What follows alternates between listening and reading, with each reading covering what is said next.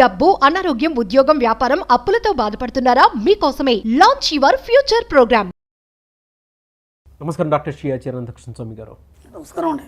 Spiritual నాలెడ్జ్తో కూడుకున్నటువంటి money subject and అందులో కూడా గోవా క్లాస్ వెళ్ళి వచ్చిన తర్వాత అద్భుతంగా జరిగిందని చెప్పేసి అన్నారు. సో ఏ క్లాస్ చెప్పానురా అని అంటే అక్కడ వాళ్ళకి కావాల్సిన విధంగా మిమ్మల్ని మీరు మార్చుకోవడానికి ఉండేటువంటి ఏకైక టైము, దాన్ని మీరు ఎంజాయ్ చేస్తే చాలు అని అక్కడ ఉండేటువంటి స్పిరిచువల్ నాలెడ్జ్ని కూడా ఇక్కడ కొంత షేర్ చేయడం జరిగింది.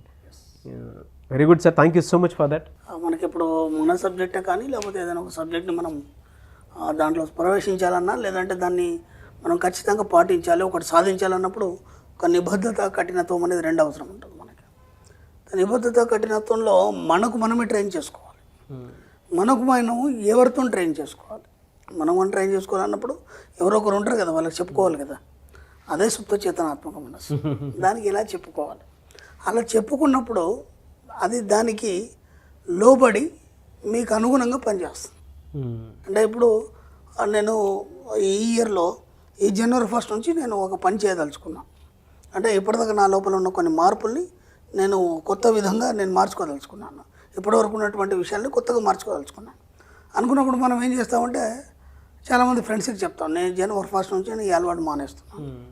ఓకేనా, 1, 2, 3, 4 రోజులు ఒక 5-6 మందికో 10 మందికో చెప్తాము. ఆ తర్వాత మళ్ళీ కొన్ని రోజుల తర్వాత అలవాటు స్టార్ట్ అయిపోతుంది. అవును, అంటే దాని పట్ల నీకు నిబద్ధత లేదు, కఠినత్వం లేదు. అర్థమైందా? అలాగే కొన్ని కండిషన్స్ మనమే పెట్టుకుంటాం, నేను ఇలాగే ఉండాలి అని.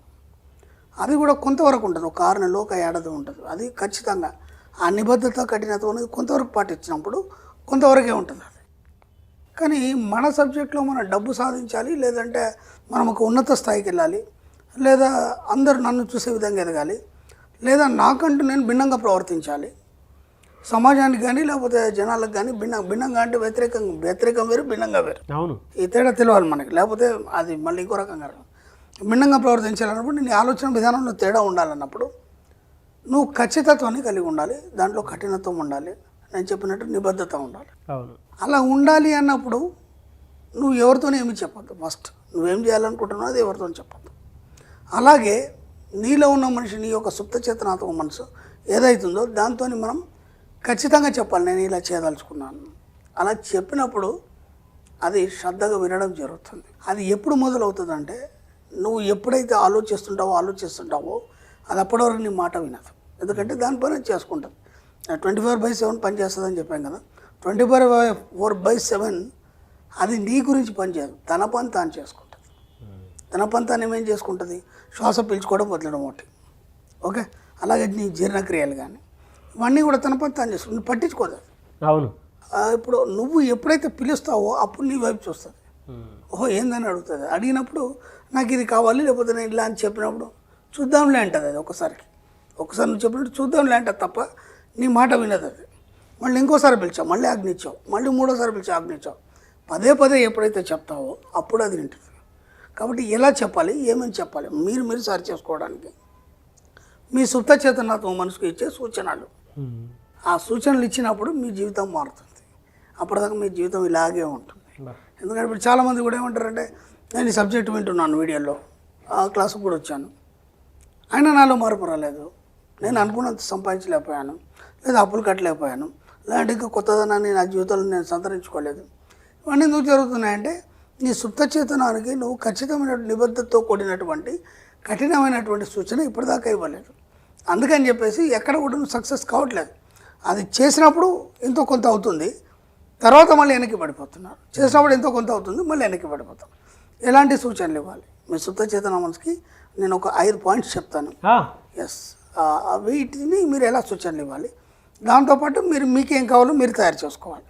నేను ఒక 5 పాయింట్లు చెప్తాను. ఓకే, నెంబర్ 1 పాయింట్ వచ్చి, నేను సంపదను, ఐశ్వర్యాన్ని అనుభవించడానికి సిద్ధంగా ఉన్నాను.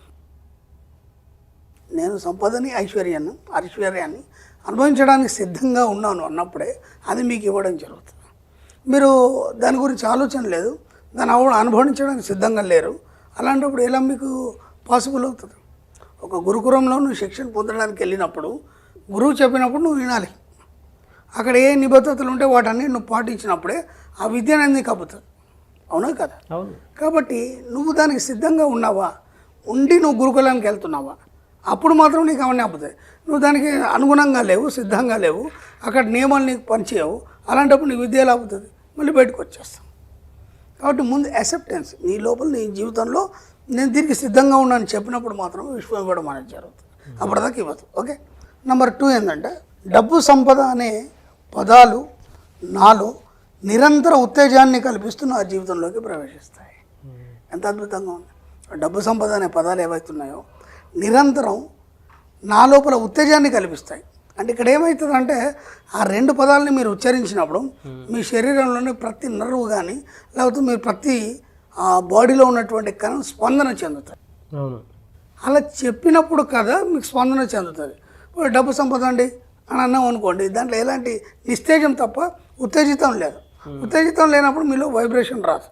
ఆ వైబ్రేషన్ వచ్చినప్పుడు దాని వైపు మీ మనసు ప్రయత్నం చేస్తుంది. అప్పటిదాకా ప్రయత్నం చేయాలి. కాబట్టి ఆ పదాలు చెప్పినప్పుడల్లా ఉత్తేజాన్ని మీ మనసు పొందుతుంది. కాబట్టి ఆ డబ్బు సంపద మీ జీవితంలోకి రావడం అనేది జరుగుతుంది. ఆ పదాలు ఎప్పుడు మీరు పలికినా మీ యొక్క మనసు అలా స్పందిస్తుంది. మనసు స్పందించినప్పుడు ఈ శరీరంలో ప్రతి కన్నా స్పందిస్తుంది. నెంబర్ 3, నా ప్రతిభని నా సుప్త చేతనాత్మక మనసు నిర్వహించి చక్కని ఫలితాలను ఇస్తుంది.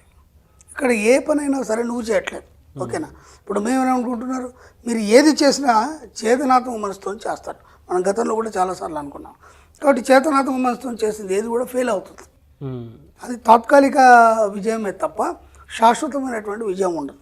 కాబట్టి సుప్త చేతనాత్మక మనసుతో కూడి ఉండి మీరు ఎప్పుడైతే ఏదైతే చేస్తారో ఆ పనిని మీరు నిర్వహించారు, అది నిర్వహిస్తుంది. ఎందుకు? ఇప్పటివరకు నేను ఎన్నోసార్లు చెప్పాను కదా, మీరు పిలిస్తే కానీ అది పలకదు. పదే పదే మీరు చెప్పి నాకు ఇది కావాలని చెప్పినప్పుడు బాధ్యత తను తీసుకొని దాన్ని ఎలా డిజైన్ చేయాలని చేస్తుంది.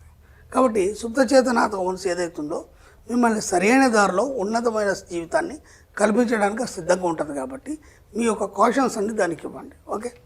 అలాగే నా అనుమతి లేకుండా నా నిద్రలో కానీ లేదా సుషుప్త అవస్థలో కానీ నా జీవితంలోనికి ఏది ప్రవేశించదు. అది ఎంత ఎక్సలెంట్ వర్డ్ అంటే మనం ఇంతకుముందు కూడా మనకు విన్సెంట్ ఫీల్ చెప్పినటువంటి ఒక చిన్న వర్డ్ చెప్పుకున్నాం.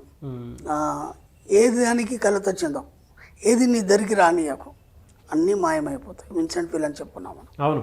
ఇది కూడా అదే. అంటే నువ్వేం చేస్తున్నావు అంటే నువ్వు అనుమతిస్తేనే, స్టార్టింగ్లో చెప్పుకున్నావు ఒక వర్డ్, నువ్వు అనుమతిస్తే కానీ నీ జీవితంలోకి ఏది రాదు. యాక్సెప్టెన్స్. కాబట్టి ఇక్కడ ఏం చెప్తున్నావు అంటే నిద్రలో అయినా పర్లేదు, లేదా సుషుప్తావస్థలో అంటే నిద్ర కాంది నిద్ర అయింది అంటే మగత నిద్రలో ఉంటాం కదా మనం, ఆ సుషుప్తావస్థలో అయినా సరే నువ్వు ఎలాంటి స్థితిలో ఉన్నా సరే నీ అనుమతి లేకుండా నీ జీవితంలోకి ఎవరు రారు, ఏ విషయాలు ప్రవేశించవు. అంటే ఇక్కడ నువ్వు నెగిటివ్ని ఆపాదించుకున్నావా అది నీ అనుమతితోనే ఆపాదించబడుతుంది. పాజిటివ్ని ఆపాదించుకున్నావా అది నీ అనుమతితోనే ఆపాదించబడుతుంది. ఇక్కడ మన సబ్జెక్ట్లో ఏం చేస్తాం, నెగిటివ్ని అనుమతించట్లేదు మన సబ్జెక్ట్లో, ఓన్లీ పాజిటివ్ని అనుమతిస్తున్నావు. కాబట్టి నీ జీవితం అంతా పాజిటివ్గా మారిపోతుంది. కాబట్టి ఇక్కడ నువ్వు ఏది అనుమతిస్తే దానిలాగానే జీవితం తయారవుతుంది. అది ఎలా? నువ్వు మామూలు స్థితిలో ఉన్నా సరే, నిద్రావస్థలో ఉన్నా సరే, సుషుప్త అవస్థలో ఉన్నా సరే నీ అనుమతి లేకుండా నీ జీవితంలోకి ఏది రాదు. ఒక వ్యక్తి కావచ్చు, ఒక భావం కావచ్చు, ఒక ప్రేమ కావచ్చు, ఒక ఈర్ష్యాసుద్దేశ కావచ్చు, లేదంటే డబ్బు కావచ్చు, లేదా సంపద కావచ్చు, ఒక వ్యక్తి నీ జీవితంలోకి రావడానికైనా నువ్వు అనుమతిస్తేనే వస్తుంది. అది ఇక్కడ చెప్పబడుతుంది. ఇది లాస్ట్ వన్ వచ్చి నేను నిరంతరం డబ్బు సంపద పట్ల ఎరుక కలిగి ఉంటాను. ఈ 5 ఏవైతే మనకి వర్డ్స్ ఉన్నాయో ఇవి మీరు అనుమతిస్తే కానీ మీ జీవితంలోకి రావు. అన్నప్పుడు మీరు ఏం చేయాలంటే వీటన్నిటికీ మీరు నిబద్ధత, కఠినత్వాన్ని కలిగి మీ జీవితంలోకి ఆహ్వానం చేసుకుంటున్నారు.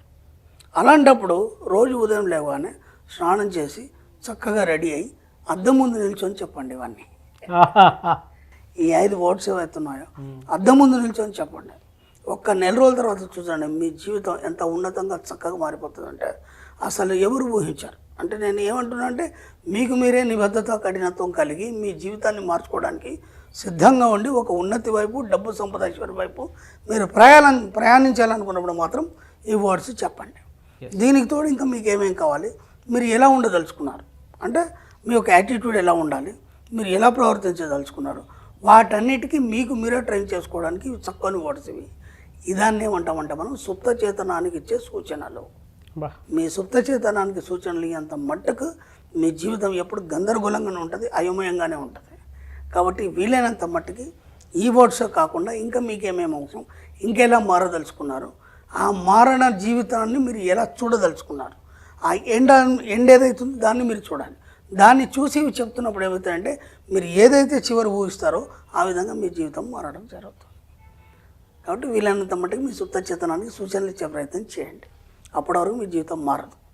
అప్పటికి గందరగోళంగానే ఉంటుంది, అయోమయంగానే ఉంటుంది. డెఫినెట్గా సార్, అంటే చాలా అంశాలు మీరు చెప్పడం జరిగింది.